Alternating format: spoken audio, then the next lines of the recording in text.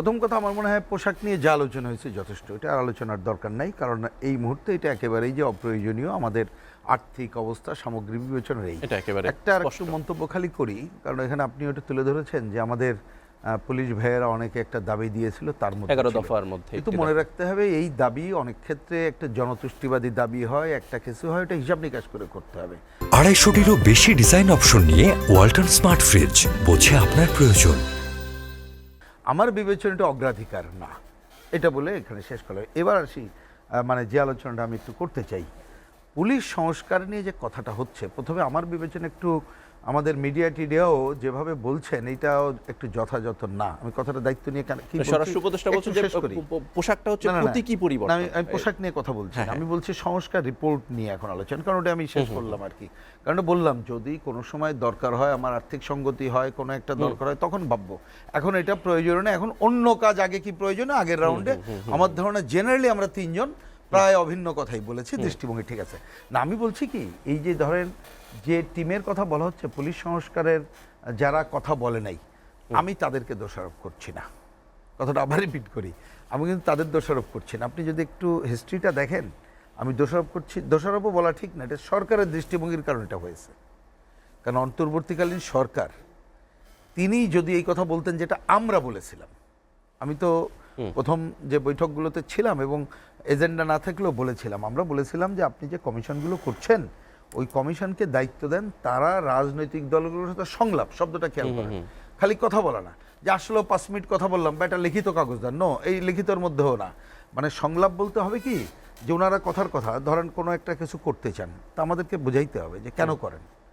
আমি যদি প্রথমে বিরুদ্ধও থাকি, যুক্তি আমিও মানতে পারি, এবার আমরা যা চাই ওনাদের সাথে সংলাপ করে তাদেরকেও কনভিন্স করতে পারি।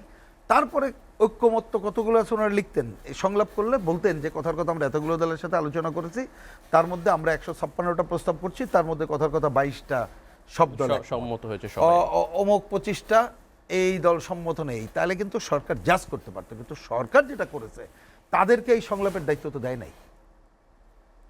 সরকার কি বলেছে একটু খেয়াল করেন, বলছে যে একটা টিম করলাম, তারা প্রস্তাব দেবে, পরে আমরা কর্মশালা করব। আমরা এটা ঘোরতর বিরোধিতা করি, আজকেও বলছি কর্মশালা দিয়ে হবে না। এই যে পুলিশ সংস্কার নিয়ে যদি বলে একদিন একটা কর্মশালা ডাকলাম, কথাটা একটু শুনতে আমি বারবার বলি একটু খারাপও লাগে, নিজেও সব কথা বলতে চাই না, একেবারে নবীনদের জন্য আমরা নবীন না। কর্মশালার হয় কি, অনেক সময় এনজিও প্যাটার্নের একটা কর্মশালা বাংলাদেশে আছে, খেয়াল করবেন, বলে যে 10টায় আসবেন, 10টা থেকে রেজিস্ট্রেশন, 10:30 পর্যন্ত চা পর্ব, 10:30 1টা পর্যন্ত সবাই 5-7 মিনিট করে বকছে, আমরাও যাই, আমিও তো এরকমই যাই, তারপর একটা রিকমেন্ডেশন, তাহলে তো হলো না। সংলাপ করতে হবে, তার মানে সরকার তাদের কিন্তু সংলাপ করার দায়িত্ব দেয় নাই। সুতরাং যে রিপোর্টটা করেছে, আমি মিডিয়াকে অনুরোধ করবো এটা বলা উচিত, এই গুটি কয়েক লোকের মত, এটা তো গ্রহণের কোনো ব্যাপারই নাই। কিসের গ্রহণ, এটা গ্রহণের ব্যাপার না, তাদের প্রস্তাব, এই প্রস্তাব নিয়ে তারা সংলাপ করুক। কিন্তু এই সংলাপের নিয়ে আমার ভয়টা কি জানেন, আমরা আগে বলেছিলাম এই যে সংলাপ তারা না করে উত্থাপন করলে এটা কালক্ষেপণ করতে চায়। আমরা যে দ্রুত নির্বাচনের কথা বলছি এবং এইটা নির্বাচিত সরকার করুক বলছে, এই কালক্ষেপণ করতে চায়। এবং যেটা ঘটবে জানেন, আদৌ ওইটা নিয়ে সংলাপ হবে কিনা আমি তো সন্দিহান হচ্ছি। তার মানে ওইটা কিন্তু এই যে কষ্ট করে যারা করলেন, ভুল করুক শুদ্ধ করুক বা তার পদের সাথে আমার না মিল হোক, কিন্তু এই কষ্টটাও হয়তো আগামীতে মানে এনারা এই সব দলকে একত্রিত করে করতে পারবে না, এটা রেখে যেতে হবে পরবর্তী যে সরকার তার দিকে। আমি বলবো যে অন্তত পক্ষে যে এই সংস্কার প্রস্তাব যেগুলো হয়েছে সেটা অন্য আলোচনায় যাচ্ছে না। বিশেষ করে ধরো অন্যরাও হয়তো বা উনি যেটা বলেছেন কারেক্টলি বলছেন, তারা একটা চিঠি দিয়ে বলছিল যে মেইলে বা অন্য জায়গায় ইচ্ছা করলে আপনারা মত দিতে পারেন, কিন্তু আমি ওই মত দেওয়াটাকেও কিন্তু মানে কারেক্ট মনে করছি না, কারণ আমরাও 2-1 জায়গায় দিয়েছি, আমরা কাগজে লিখে দিয়েছি, কিন্তু ওইটা আমাদের সাথে কিন্তু সংলাপ হয়নি। সংলাপ না হওয়া পর্যন্ত এটা আমরা গ্রহণ করব না, আমি নিশ্চয় বুঝাতে পেরেছি।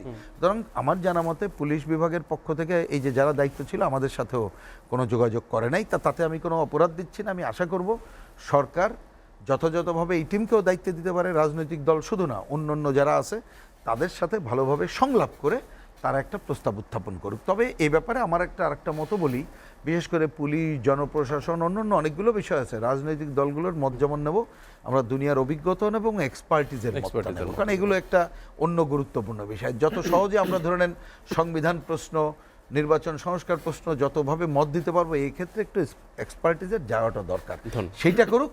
আর এই কথা আবার রিপিট করতে হচ্ছে, ভুল হবে কোনটা জানেন, একটা ভুল মেসেজ যাবে যদি শুধু পোশাক পরিবর্তনের কাজটা করেই তাহলে মনে করব মানুষের আইসাইডে যে আগের পোশাক পরিবর্তন করে দিলাম, এই পুলিশ তো তার পরিবর্তন হলো না। একেবারে আমি যদি পিন পয়েন্ট করে বলি, আপনি যদি রাজনীতির দুর্বৃত্তায়ন না ঠেকাতে পারেন তাহলে অবধারিতভাবে এই ঘটনা ঘটবেই। আর রাজনীতির দুর্বৃত্তায়ন কেন হয় হয়তো সেটা একটা বড় আলোচনা যাচ্ছি না, খালি এটা বলে রাখি, নাইলে ভুল বোঝাবুঝি না, কারেক্ট বলা হয় না। আসলে অর্থনীতির দুর্বৃত্তায়ন অব্যাহত থাকলে তার উপরে দাঁড়ায় রাজনীতির দুর্বৃত্তায়নটা থাকে, আর এই রাজনীতির দুর্বৃত্তায়ন অর্থনীতির দুর্বৃত্তায়ন ভাইস ভার্সা, এটা মনে রাখতে হবে। তো এখন এই রাজনীতির দুর্বৃত্তায়ন মানে অর্থনীতির দুর্বৃত্তায়ন রক্ষার জন্য রাজনীতির দুর্বৃত্তায়নটাকে অবধারিতভাবে করতে হয়। আর সেইটা করতে গেলে তার হাতিয়ার কি? সামরিক বেসামরিক আমলা, এই পুলিশ প্রশাসন, এটাই রাষ্ট্রের। এবং ফলাফল কি হয়? ধরেন যে রাতে আপনি পুলিশকে দিয়ে আপনি ডেকে যেভাবে করেন, আপনি ভয় দেন, টাকা দেন, আর যাই দেন না কেন, কারণ তা আইনের শাসন তো নাই দেশে, তাহলে আপনি তাকে দিয়ে রাতে ব্যালট বাক্স ভর্তি করালেন, তারপরে কি হলো? ওই পুলিশ কি এমপি সাহেবকে আর কখনো সালাম দিছে? আর এমপি সাহেব তার অসৎ সুবিধা না দিয়ে কি সে এমপিগিরি করতে পারছে? তাহলে আপনাকে রাজনীতির দুর্বৃত্তায়নটা যদি বন্ধ না করা যায়, এবং পুলিশ তারা আমাদের একটা বাহিনী, এবং এই বাহিনী মনে করতে হবে, এই যে কথাটা খুবই ভালো বলছেন, যে দেখলে খালি ভয় হবে না, অবশ্যই তার ভয়ও যেমন থাকবে, কিন্তু সে একটা আত্মরক্ষার বাহিনীও বটে। কারণ এটা আমরা বলি, দেখেন এই পুলিশ নিয়ে যতই আমরা গালাগালি করি এই করি, বিপদে পড়লে কার কাছে যাব? পুলিশের কাছেই। বরঞ্চ আমরা আজকে কথাটা বলি, সময় হয়তো নাই, র্যাব ট্যাব অন্য অনেক বাহিনীর তো দরকার ছিল না, এই পুলিশ বাহিনীকে সে আইনের দায়িত্ব পালন করবে এবং মানবিক দায়িত্ব পালন করবে। আলোচনাটা এখানে জনগণের পাশে সেইটা যদি আমরা করতে পারি, এবং সে করবে নির্ভয়ভাবে, রাষ্ট্রের পক্ষে, কোনো দলের পক্ষে না।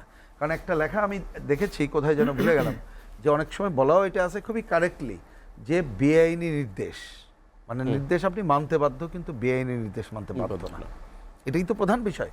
তা সেইটাকে যদি আমরা করতে পারি, যে তারা তাদের একটা নিজস্ব বাহিনী হিসাবে আইন শৃঙ্খলা রক্ষা করবে, মানুষের সপক্ষে ভূমিকা নেবে, এই জায়গাটা করা সম্ভব। ওই রিপিট করে কথা শেষ করি, রাজনীতির দুর্বৃত্তায়ন বন্ধ না হলে আমরা কিন্তু তাদেরকে ব্যবহার করব, সরাসরি বলি, হ্যালো করে বলি, অমুক করে বলি, তমুক করে শেষ করলেও এটাই বন্ধ করতে হবে। আপনার কাছ থেকে 30 সেকেন্ডসে জানতেই চাইবো, এই রাজনৈতিক দুর্বৃত্তায়ন বন্ধ করার আসলে ওই যে সেটাকে আমি এক কথায় যদি 30 সেকেন্ড উত্তর দিতে চান, আপনি অর্থনীতির দুর্বৃত্তায়ন বন্ধ ছাড়া পারবেন না। আমি খালি বোঝার জন্য বলি, ধরেন উৎপাদনের সাথে সম্পর্ক ছাড়া আয় গ্রহণযোগ্য হবে না, অনুপার্জিত আয় আপনি ভোগ করতে পারবেন না।